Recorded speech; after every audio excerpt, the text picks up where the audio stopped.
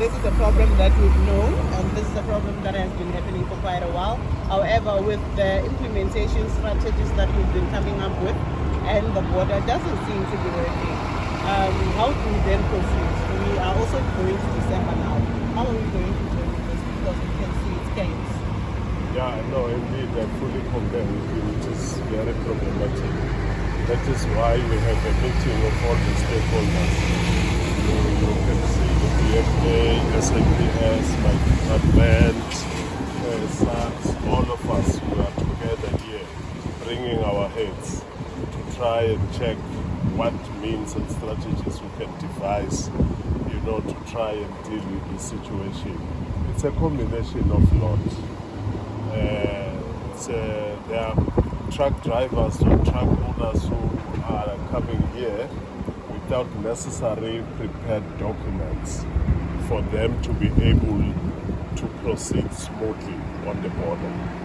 That is one problem that I've been briefly that is going to be addressed. But over and above that, the chief director from my department and all the stakeholders, BMA, as I've mentioned them, they have a program that is going to start from tomorrow for 2 weeks. And the chief director himself is going to lead that particular operation that is going to try and address this matter, including the crime that is also involved in the process. You can maybe sometimes blame the border management and blame the police and the traffic management and so on. But also on the other hand, you must look at the hawkers there that are selling foods. To me, it's a disguise of criminal activities that are happening there. And we are going to make sure that we remove them. If they don't want to be removed in a polite manner, we are going to push them away from there, because there's no right for them to be there, except those ones that will be procedural and systematically apply to run the business there, and they are going to be vetted that indeed they are running, a credible business there, other than to disguise and be part of, committing crime around this area, including, the stealing of diesel, stealing of spare wheel tires and everything that is happening, including the stepping of drivers, the truck drivers and so on. That is basically what we are going to do for now as a short-term measure.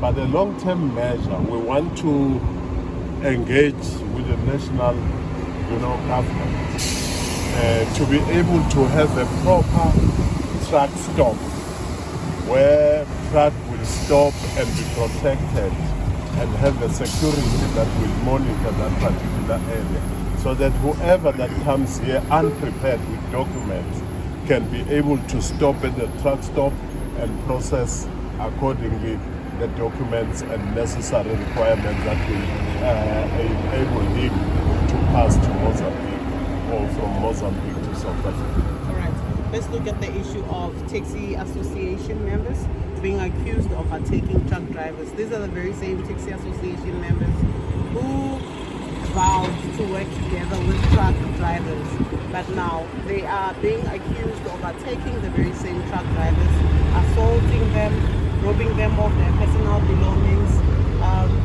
What is your stance on that? No, our stance is clear and loud.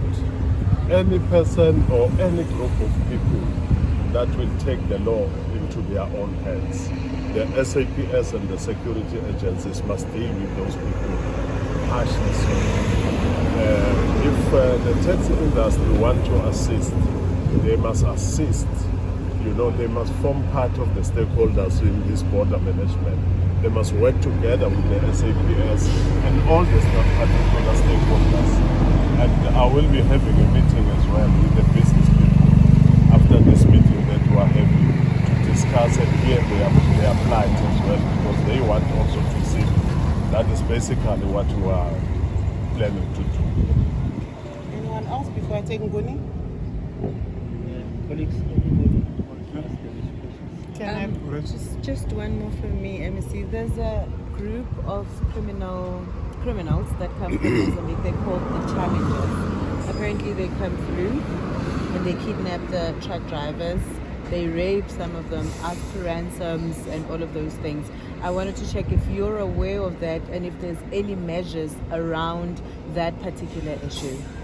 You see, the criminals from the side of Mozambique, when I arrived here last time, I had a program with the South African Defence Force to monitor the border around here. What I discovered is that there's a group of people from Mozambique that are called runners, who are taking people from Mozambique illegally to South Africa, and they are paid money to do that. So the new challenges that we are bringing to me is news to me. It's a new thing. We will investigate it and we'll check how to deal with it going forward. Just one more. There's also the intervention is a 2 weeks one, the one that we spoke about in the MEC. And now the one thing that the residents are saying is that there's no 24-hour law enforcement around. So you're only doing this for 2 weeks. Does that mean on the 31st of August, we are going back to less manpower and law enforcement only being visible during their work hours? A very good question. No, indeed, that have been discussed in our meeting. We've agreed that the short-term, sort of a program that of 2 weeks is not an everlasting solution. I am going to take this matter to the cabinet because this matter of this truck is also bordering, the premier of this province as well as the president of the country. So by creating a permanent truck stop in this area, we think it is going to be one of the solutions.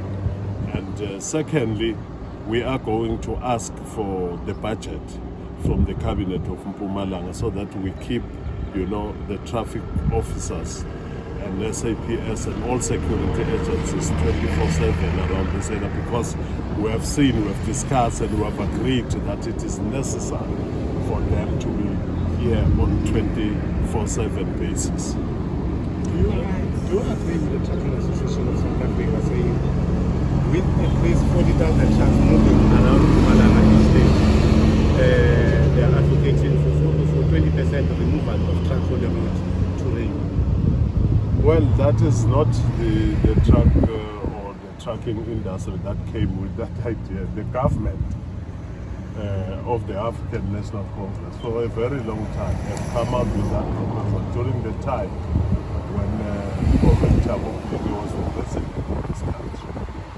He raised the matter of the trucks and logistics in the country, that it is a problem, but it is a necessary problem because we need it to deal with the issue of unemployment and so on.